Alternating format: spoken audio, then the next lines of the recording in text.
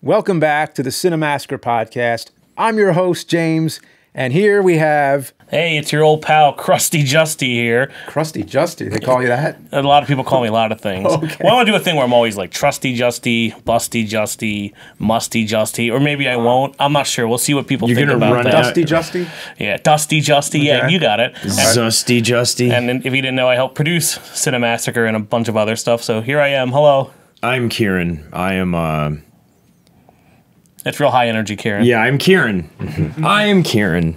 And today we're going to talk about a tiny little update and also stuff that I just love to talk about, movies. So we're going to do more movies today. We're going to talk about seeing movies in a theater versus streaming at home. And I just want to tell you about some movies that I saw lately. But first, a word from our sponsor.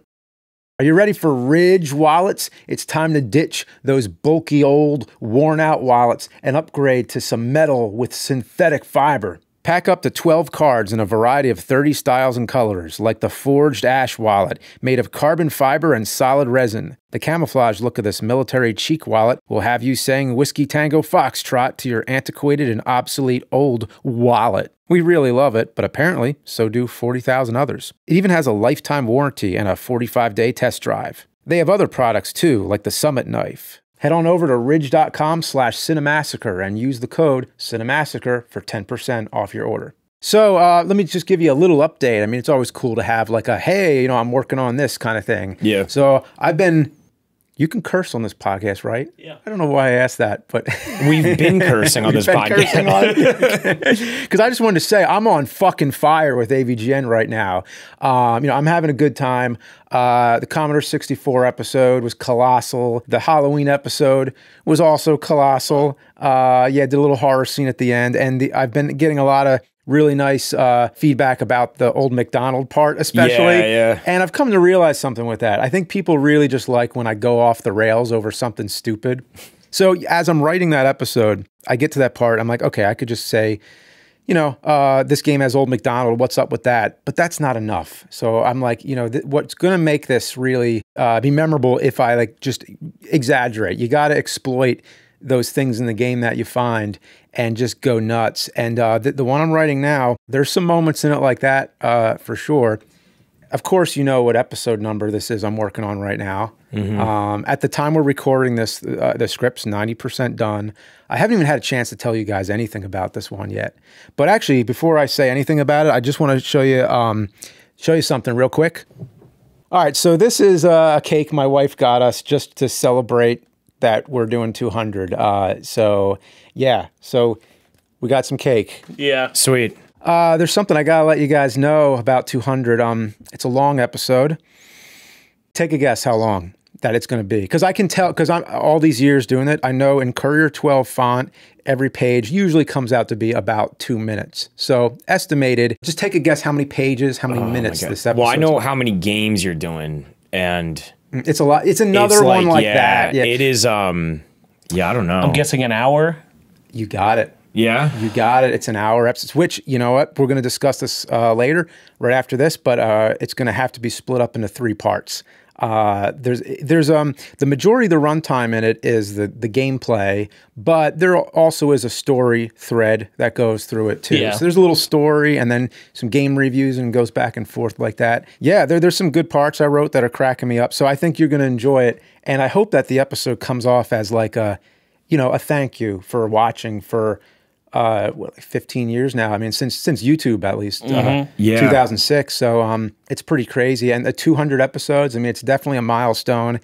And at the convention, at our first convention back, or my first convention, Too Many Games, already talked about, but lots of people came up to me and were like, I'm really looking forward to seeing what you have for 200. And I remembered that I'm like, I am too. I'm like, I'm looking forward to it too. I'm like, I was busy working on the Halloween episode at the time, but now that that's done and I started this one, at the beginning, I'm like, oh, I have this list of ideas, but most of these ideas are like too complicated or they're just not feasible. So I need to find something that's appropriate, something that feels right, that's fitting for 200. It's similar to like the Commodore episode or the Halloween one. It's kind of another one with a whole bunch of games in it. So maybe next time, maybe soon we'll get back to like a single game per episode.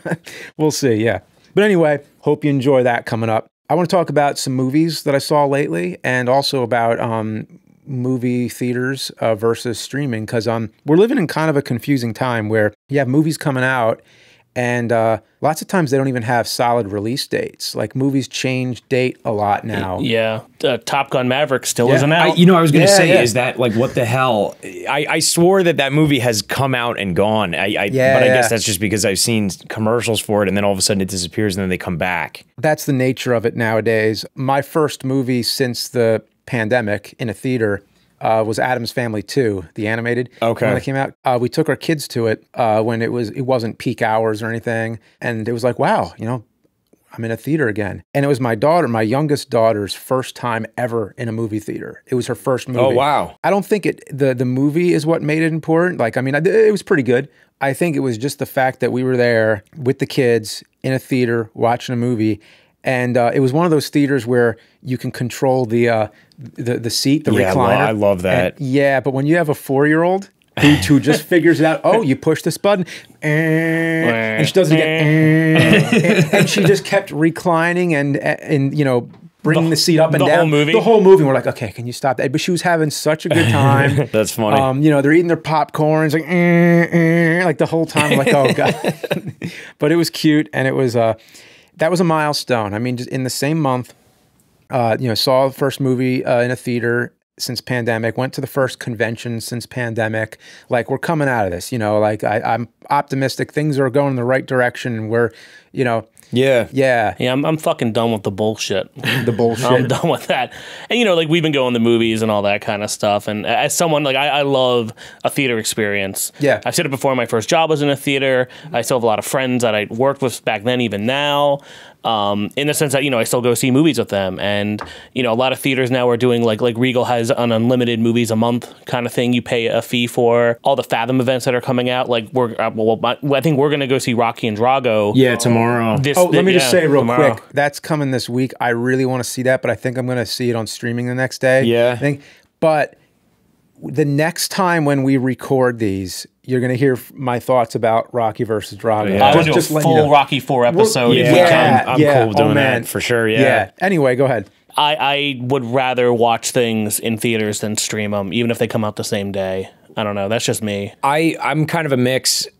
Because I've been watching everything on, like I watched The Suicide Squad, which I loved. I think it's one of the best comic book movies I've ever seen, but I watched it on streaming. I watched it on HBO Max. I watched it like 3 times in a week too. I was showing my friends, but then we went and saw Rad in the theater. Like, we went, Rad BMX was in the theater. Okay. And I actually, like, I stream on Thursdays usually, but I canceled my stream to go see Rad in the theater. It was awesome. And there, you know, there were people there with the Rad BMX shirts, and they were bringing their kids in and stuff. So it was kind of cool. Like, you had this like this generational, you know, gap, and everybody's laughing at the BMX or the bicycle boogie scene. Like, it was really cool being in the theater, seeing that. A lot of energy, you know.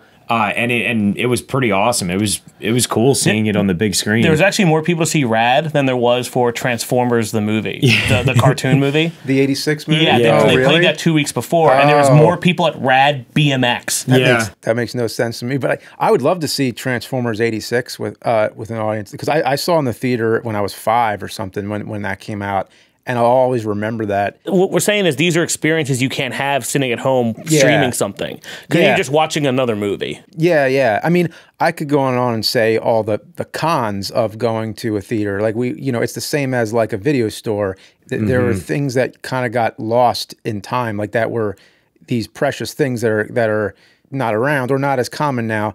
But it's like, say with the video store, it's like it's easier to just stream a movie than to drive to a video store and then have to return it, you know, all that. But you kind of missed like the walking through the aisles and like picking up the tapes and all that.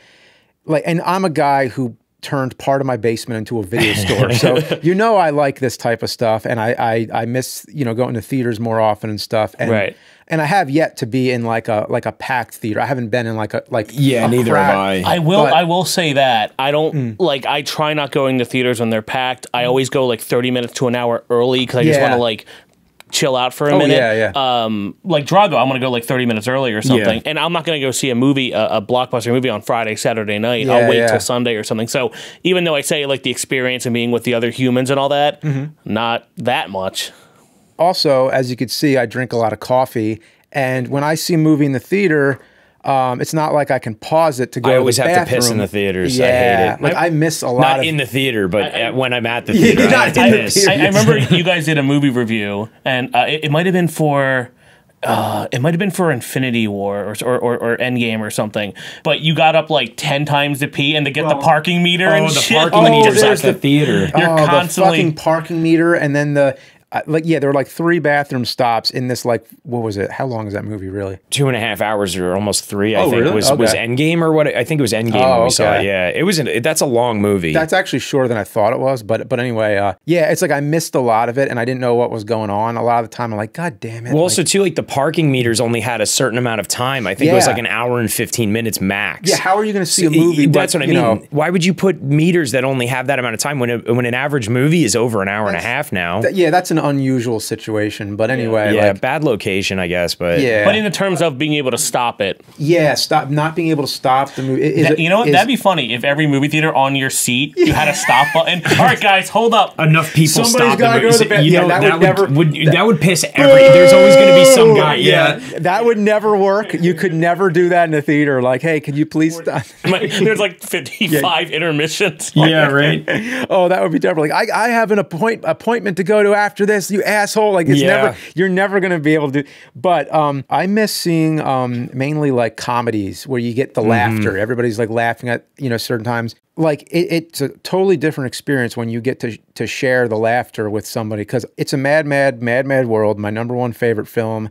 I finally got to see it with an audience like a few years ago. Seeing it with a crowd for the first time, being part of like that laughter, and like it was it was great. And then there's always somebody who is shouting out things at the screen who hasn't seen the movie yet, who it's like their first time seeing it, and they're kind of predicting what's about to happen.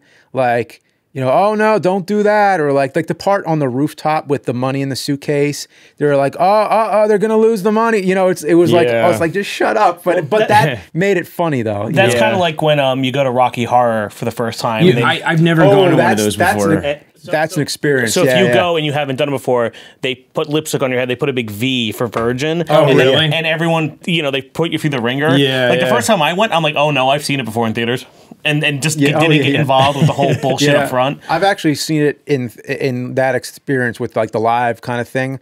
Quite a few times actually, because they would do it at those Monster Mania conventions and everything. Yeah. And I think we went to like one in Philly one time that was like ticketed, but like a lot of the ones that I saw were like at the midnight slot at a convention. It's kind of weird because it's the only movie you ever go to see where the whole idea is to just shout out things. Yeah. So you can't even hear the movie. You're not going to see the movie. You're going to... That is the ultimate theater experience. You're throwing toilet paper at different times. I wonder how that started, though. Was that like they put it in theaters, or did they encourage it, or how did that become such a cultural thing? Yeah, I did a review on it, and like I could have remembered better. Basically, from what I remember was that it was a play first, and then it was a movie. Okay. But the movie was one of those cult things where it came out, and at first it was just like a bomb, but then people would keep going back to see it, and they would be like throwing things at the screen and reenacting the scenes, and then it just kept playing because people were doing this. And it technically, I think it holds some kind of record as like the longest film that ever played in a theater. Like consistently? Yeah, I think. Yeah, it also helps that the audience that usually likes Rocky Horror are your theater kids, hot topic types, and they're really into the theatrics of it all. I love theaters, but I think it's more of a specific event for me now. Yeah. I feel like I'm typically a streaming guy, but I'll never forget the theaters, and I hope that they stick around, and I hope that that always I hope it stays a thing. You know, with me, it was I used to live in Center City, Philadelphia. We would always go, and I hated every second of it because you couldn't get a seat. When you did get a seat, you were on the bottom right corner looking at the screen like this. Yeah. You had everyone in there talking on their phones. You had people like pulling out full-on, Subway sandwiches and crinkling papers. Everybody's just talking. You can't hear anything. There's a fight sometimes in the theater, things like that. Like, it was always awful every single time. I hate seeing movies in the theater. Okay. Like, unless it's something we really... got, like, a theater thumb up from you. I'm like a thumb sideways, like Zangief style. Okay, you know? I'm definitely sideways in the sense that I love seeing the more boutique movies like Rocky vs. Drago or these Fathom events. Or those I love. I've been really getting down with those. Or I see things when there's not a lot of people there, or like I plan it properly, or we're doing it for a review on the channel or something. But I've also been notoriously lambasted off. Remember when we saw Deadpool? Oh well, And on rental reviews, I said I hate seeing it on the theater because everyone was laughing and being carrying on in the theater. But you didn't explain that well enough. I didn't. It was obnoxious. It was every single joke. It was people also making jokes or like... Oh, they were riffing it? Yeah, and it was like, shut up, please. It's not that I saw Deadpool or Deadpool 2, I forgot which one, in theaters. And it wasn't that you didn't like Deadpool, it's that you couldn't really watch it without it being a thing. It was a midnight showing for friends of the people that ran the theater. Most people were drunk, and it was like going to see Rocky Horror, but it's Deadpool. Everyone was just screaming at the screen and being a dick, and I just wanted to see the movie. Okay. So that's why on rental reviews, I said the theater sucked and everyone was being a dick. That's what I meant, not, it wasn't, how dare they talk, how dare they laugh at jokes or something. So it wasn't that. Well, now that you explain that, I look forward to Rocky versus Drago, and I'm really excited to see it and to be able to tell you what I think of it. So... I want to tell you about some movies that I did see recently. Lots of times we just look on Disney Plus, and I'm like, just, scrolling through stuff. And I came to this movie, this is in October, by the way, and there's this Disney Plus movie called Under Wraps, and it's like a mummy comedy film. I'm like, okay, let me click on that, and we watched it. Now, I was not aware it was actually a remake of a 97 movie, which I think was also Disney and direct-to-TV. Right. Never saw it, but this movie felt like a throwback. It felt like a movie that you would see in the 80s or 90s. You know what it was like, actually? It was like Harry and the Hendersons. Okay. In fact, the mummy was named Harold in it, like the kid's name is Harold. Yeah, so the plot is these kids find a mummy sarcophagus in their neighbor's basement or whatever, and it turns out there's a mummy in it. And when this mummy first appears, he's like scary, like in Harry and the Hendersons, which we did on rental reviews once. And this mummy is not like the intellectual mummy or the one that talks or anything. This is one of those kind of mummies.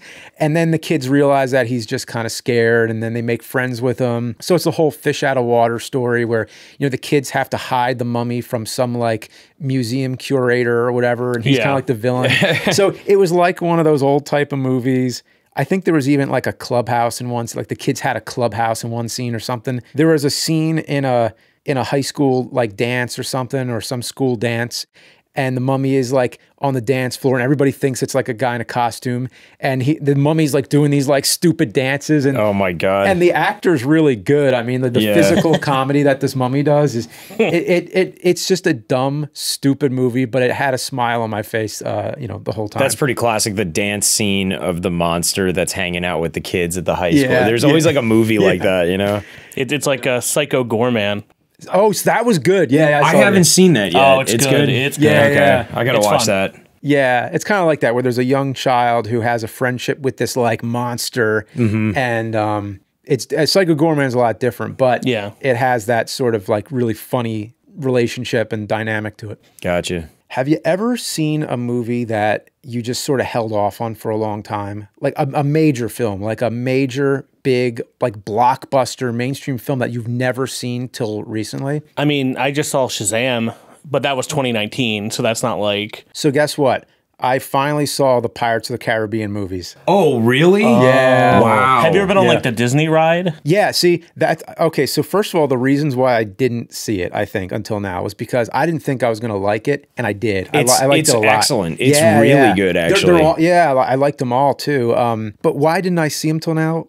Probably because, first of all, I just didn't, I don't know, I didn't think, like, pirates were that appealing to me. I didn't realize that there were fantasy elements. I didn't know that there was like ghost pirates and killer mermaids and like zombie sharks and the ride didn't really have all that. Yeah, and also it's based on a Disney ride. I'm like, well, how good could it be if it's based on a ride? And, like Country Bears. Yeah, right. Country Bears? Oh, yeah, because they put that one out too, and they also did Haunted Mansion. It was around the same time. Eddie Murphy Haunted Mansion. They were trying to like catch lightning in a bottle with this one. This movie like hit it, and they try to like, you know what? I love that scene at near the end when they're sword fighting, and it's when Jack Sparrow takes the coin, and it's like if they take the coin, they turn into the like zombie pirates, and they're fighting, but as they go through the moonlight, they're changing between human and skeleton. Yeah, I was like, when I saw that in theaters, that blew my mind. I thought that was one of the most incredible scenes I had ever seen at the time. Yeah, and it holds up because I didn't see it till now, and I could tell that the CG wasn't like it's like 2003 era, but it was so creative how it was done. And I was like, oh, this must have been awesome to see it. Like if in the theater. I saw it. It was the first date I ever took a girl on. Really? I went on my first date with my first girlfriend, and we saw Pirates. And she picked the movie, and I was kind of like, oh, I don't want to know that. Johnny Depp. And then I was like, holy crap, this movie. And then I was like blown away by it. I loved it. Did the date work out? Yeah, we dated for like about a year almost. Yeah. That's that Orlando Bloom magic. There you go. So I finally just had them all. I just played them all on the TV, like over the course of like a couple weeks or something. But I really enjoyed them. I've never seen the sequels to it actually. Oh yeah, they're good. Yeah, my mom watches them like on repeat. My mom watches the Harry Potter movies. She watches the Pirates of the Caribbean and the Mummy trilogy, or the first Mummy and Mummy Returns and Scorpion King. Those are like my mom's favorite movies in the world. It's pretty funny. Yeah, for her birthday, I bought her the DVD set of the Mummy, Mummy Returns, and Scorpion King. Yeah. But she just streams them, or if they're on TV, she would watch. And I'm like, Mom, I got you the DVDs. She's ready for Universal Studios. Yeah. Oh, my mom loves Universal Studios. She goes there with my sister all the time. Yeah. So what I liked about the movies specifically, first, I was a little bit leery of it being, just a Johnny Depp vehicle because I'm like, okay, I get it. Everybody likes Johnny Depp. He's this huge, like, mega actor, but he's so good in those. Yeah. And I think what it comes down to, he's kind of appealing in the same way as like Indiana Jones, where he's calm in the face of danger all the time. And I think that's what's appealing about his character.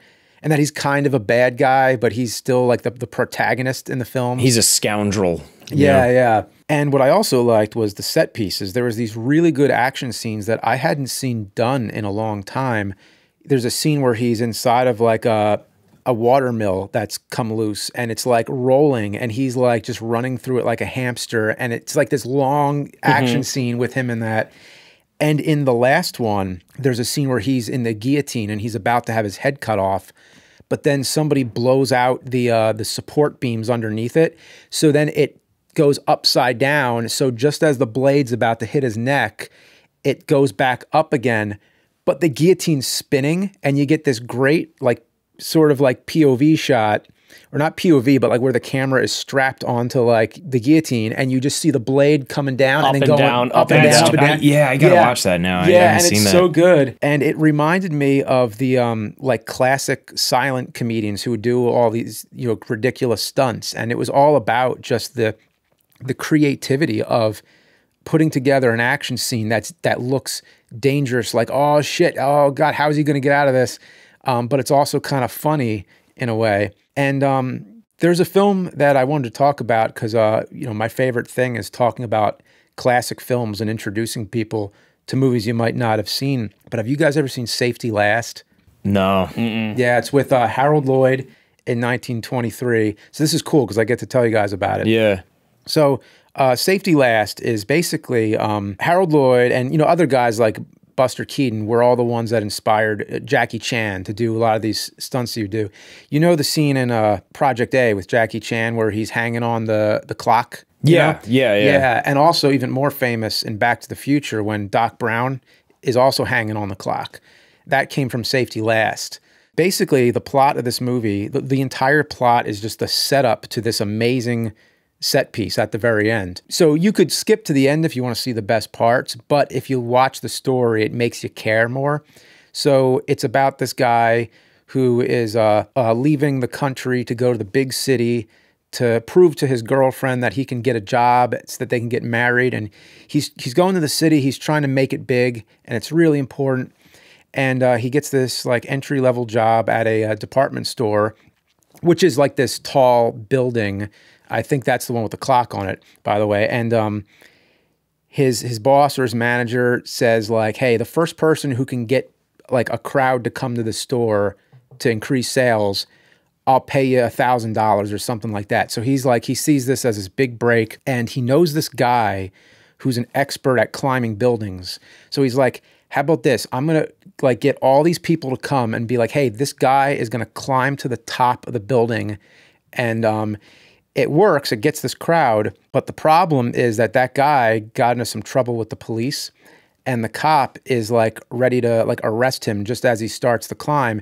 So he has to tell the protagonist, who's Harold Lloyd, he says, hey, you're going to need to climb just the first floor. If you can climb the first floor, I'll go up the steps, I'll lose the cop, and on the first floor, we're going to duck in the window, and I'm going to change into your clothes, and then I'll do the rest of the climb. Well, as it goes on, the cop keeps catching up with him, and it's like, I'll meet you on the third floor. I'll meet you on the fourth floor. And it keeps on going. And Harold Lloyd has to climb the entire building by the end of it. And it's this guy with no experience in climbing, which, by the way, Harold Lloyd even lost like a finger, I think, before filming that, or he had an injury or something, which makes it even more impressive. Because he did this climb, even though it wasn't quite as dangerous as it looks in the movie. They filmed on like a facade of a building that they built on a rooftop to film it from a perspective to make it look like he was higher. Okay. So if he fell, he wasn't really falling all the way down. Yeah. But anyway, when you watch it, it looks so dangerous because there's these shots of him just hanging on the building and all the stuff that happens on his way up. Like there's one floor where these guys are doing like construction or something, and they have a beam of wood, and for whatever reason, the wood comes out through the window, and then he's holding on to the wood, like hanging outside of the building. And then, of course, the big famous scene is when he's hanging on the hand of the clock, and every second you think he's going to fall or something. And I could imagine in 1923 in a theater, imagine the audience just gasping like as this is happening, right? And then having those laughter, like the relief laughter, because it's funny, but it's dangerous looking. Like, comedy and danger kind of goes together sometimes. Like, how many cartoons have you seen where somebody's like sleepwalking and they're walking on like a beam of wood? Like, or where it's like the baby, where it's like, the animal's always trying to save the baby or whatever, and it wanders into a construction site and things like that. Baby's Day Out. Yeah. I never saw Baby's Day Out. So, but just a sidetrack. Go ahead. My grandmother was like, just so you know, I know the baby from Baby's Day Out, because her friend, like Ethel or something, was the grandmother of the Baby's Day Out baby. And they're like, if you want, you can meet the Baby's Day Out baby. But the movie just came out, and I'm like, I don't want to meet the Baby's Day Out baby. I don't know. The baby's like, hey, how you doing, Justin? You want me to sign something for you? I wonder how old the baby is now. Maybe the teenager? No, it'd be the grown adult. Yeah, probably like in their 20s. 30 now. Yeah. I'd say like 30 probably. Yeah, because how old was early when that 90s? movie came out? Yeah, I was like 8 or 9, I think, when that movie came out. We got to get him on the podcast. Yeah, that'd be interesting. Like, hey, I was the baby in Baby's Day Out. And ask him, hey, do you know about Safety Last? What was your favorite part of filming that? I don't know. I was a baby. As a baby, were you motivated by Buster Keaton, or were you more into, Anyway, I'm happy I got to talk about that because I love talking classic films. If you get the chance, check out Safety Last. It's right now it's on HBO Max. Oh, for real? I'm gonna watch it then. Yeah, for real. Yeah, cool. And it's almost 100 years old and it still holds up. Awesome. I did want to bring up that director of Dune, because you said you saw Dune, right? Oh, I did, yeah. Yeah. Director Denis Villeneuve. You know him, right? He did Arrival and Blade Runner 2049. I haven't He's pretty much the modern Ridley Scott, I guess. Okay, yeah. The director compared the experience of watching a film on a TV screen to that of lesser value. The way it happened, I'm still not very happy, he said. Frankly, to watch Dune on a television, the best way I can compare it to is driving a speedboat in your bathtub. For me, it's ridiculous. It's a movie that's made as a tribute for the big screen experience. You know, like 70 millimeter kind of a thing. I don't know if you take, that's kind of like when Scorsese said that the like superhero movies and Marvel movies aren't cinema. They're just, digestible film. There's no risk kind of a thing. Yeah. And I kind of agree with that. It really depends on your setup, I think. You know, I love watching movies at my own house. I don't know. I prefer watching movies at home, but I like the experiences of that we were doing, That is worth mentioning. It does depend on your setup, I think. So it's not everybody's lucky to have a big TV and surround sound. So a lot of times it really is a huge leap to go to the theater. Other times it's not as much of a leap. Like if you have a good setup, then I don't think it matters as much. Like you can get pretty close, like at home, I think. I guess what it comes down to is maybe Denis Villeneuve doesn't have to pee during his 3-hour Dune epic. Like maybe he gets like his icy cup and pees in that. Pees in the icy cup. Did I ever tell you I hate the icy bear? Really? I do not like the icy bear. You know what I'm talking about? I know exactly what you're talking about. I'm just wondering why did that even come up? I just see him standing there. Like the slush puppy dog, he's all right. I just don't like the icy bear. Why? Like Slurpee doesn't need like a mascot. It has Slur. It has P.